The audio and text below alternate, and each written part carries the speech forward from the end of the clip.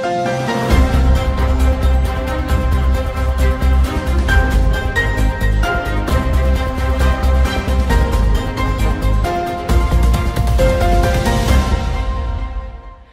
वालेकुम।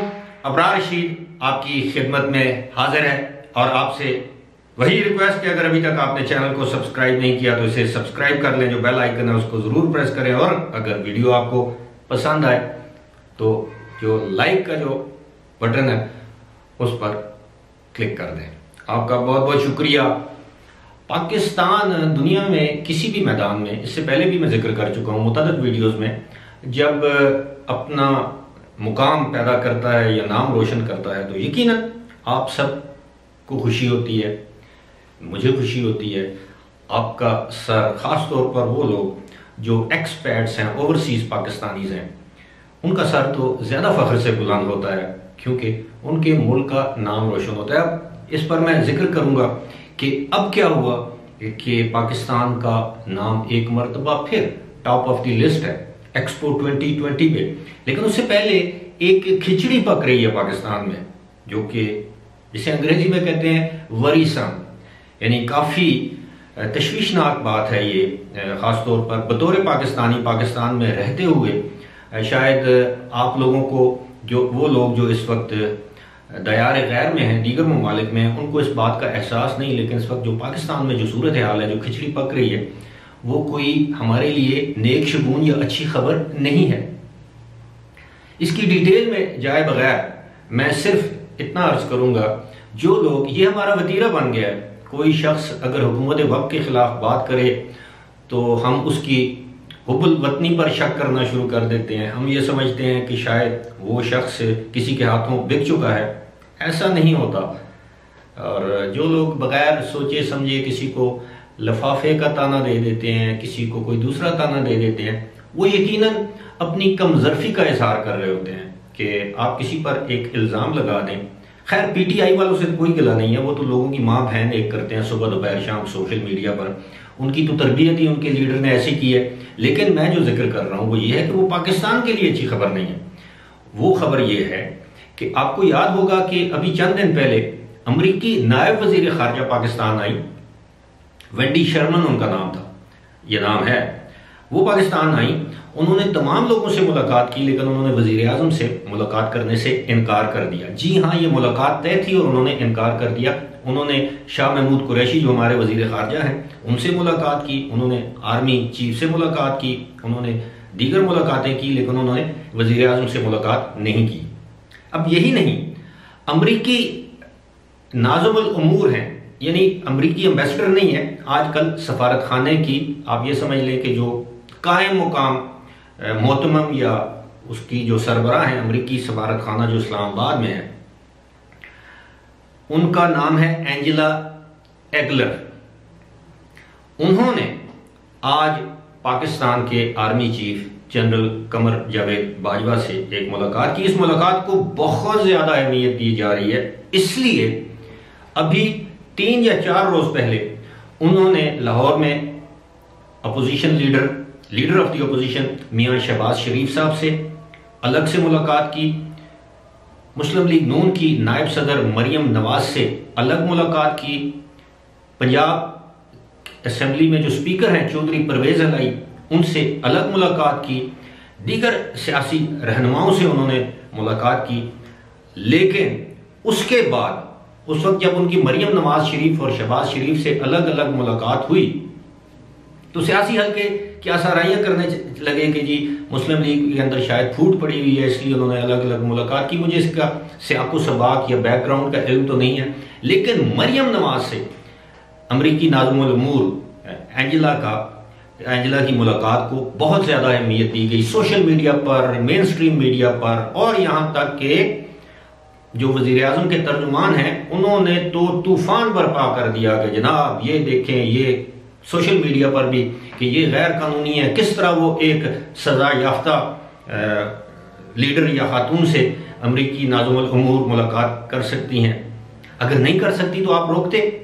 आखिरकार किसी ने तो मुलाकात की इजाजत या एनओसी दी होगी, क्योंकि दफ्तर खारजा की एनओसी के बगैर इस तरह की मुलाकातें अरेंज नहीं हो सकती। लेकिन जाहिर है अमरीकी नाज़िमुल उमूर को कौन रोक सकता है?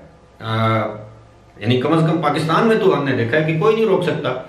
ये ऐसे ही है जैसे अमेरिका में पाकिस्तान के सफीर वहां के किसी अपोजिशन लीडर से, ट्रंप से मुलाकात करें, या ट्रंप के कोई नायब है तो उससे मुलाकात करें, या किसी से भी मुलाकात करें।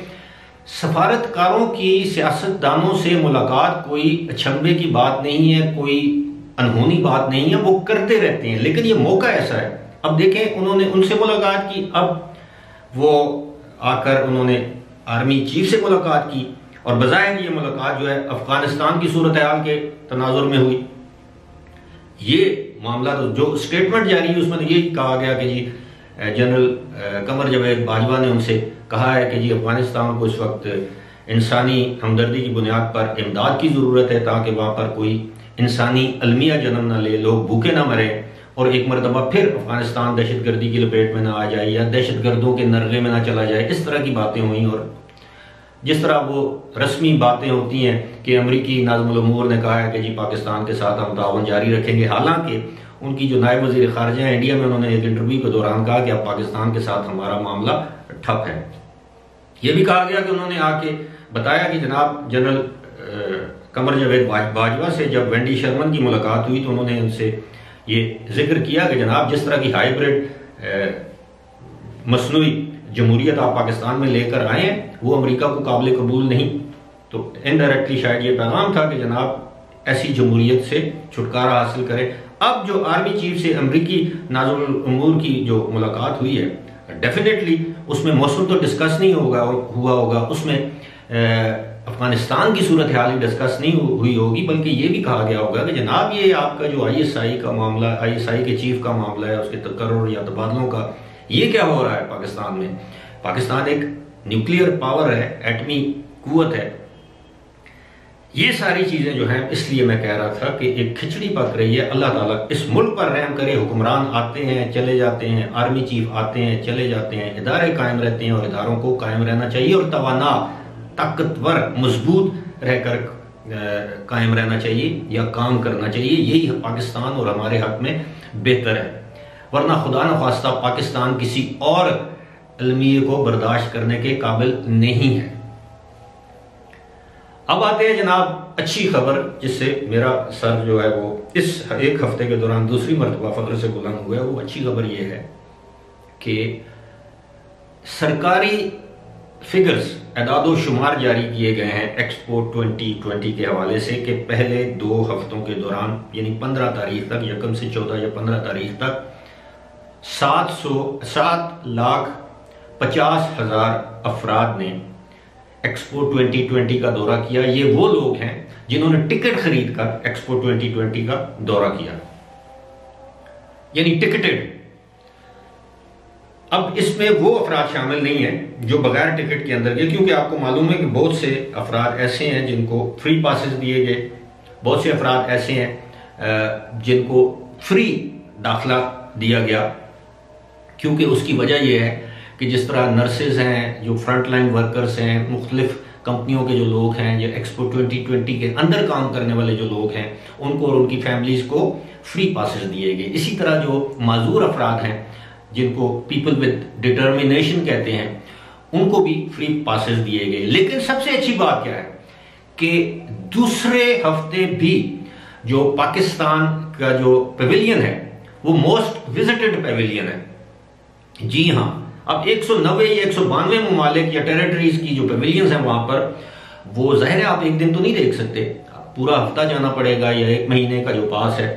तो तकरीबन आप ये समझ लीजिए कि पहले हफ्ते में 55,000 अफराद ने पाकिस्तानी पेविलियन का दौरा किया, दूसरे हफ्ते में इससे भी ज्यादा अफराद ने पाकिस्तानी पेविलियन का दौरा किया, और पहले 2 हफ्तों के दौरान पाकिस्तानी पेविलियन का विजिट करने वाले अफराद की तादाद तकरीबन 1.25 लाख यानी 1,25,000 बताई जाती है। अब आप खुद सोचें, 7.5 लाख अफराद में से 1,25,000 अफराद ने पाकिस्तानी पेविलियन का दौरा किया और इसको पसंद किया। बहुत से पाकिस्तानी सेलिब्रिटीज, आर्टिस्ट वहां पर गए जिन्होंने परफॉर्मेंस दी, म्यूजिशियंस वहां पर गए, कॉमेडियंस वहां पर गए, एंटरप्रेन्योर्स वहां पर गए, वहां पर जिनको मोटिवेशनल स्पीकर्स कहते हैं वो वहां पर गए, और लोगों ने एंजॉय किया, अपनी फैमिलीज के साथ गए। और सबसे अच्छी बात यह है कि इससे बड़ा फख्र पाकिस्तान के लिए क्या हो सकता है कि 192 ममालिक में पाकिस्तान की पोजीशन टॉप पर आ जाए, सिर्फ इसलिए कि पाकिस्तान ने अपनी जो पवेलियन है ना, सिर्फ उसका डिज़ाइन इंतहाई खूबसूरत है, बल्कि पाकिस्तान ने जिस तरह अपनी सकाफत को, अपने हेरिटेज को, अपने कल्चर को वहां पर मुतारफ करवाया है और जिस तरह के सेमिनार्स, थॉट प्रोवोकिंग सेमिनार्स वहां पर मुनक़िद किए हैं, यकीनन इस पर पाकिस्तान की वजारत तजारत, एक्सपोर्ट या जो ट्रेड जो प्रमोशन अथॉरिटी है या ऑर्गेनाइजेशन है वो, और सबसे बढ़कर ये कि हुकूमत पाकिस्तान मुबारकबाद की मुस्तहिक है। फिलहाल इसी के साथ मुझे दीजिए इजाजत। खुदा हाफिज।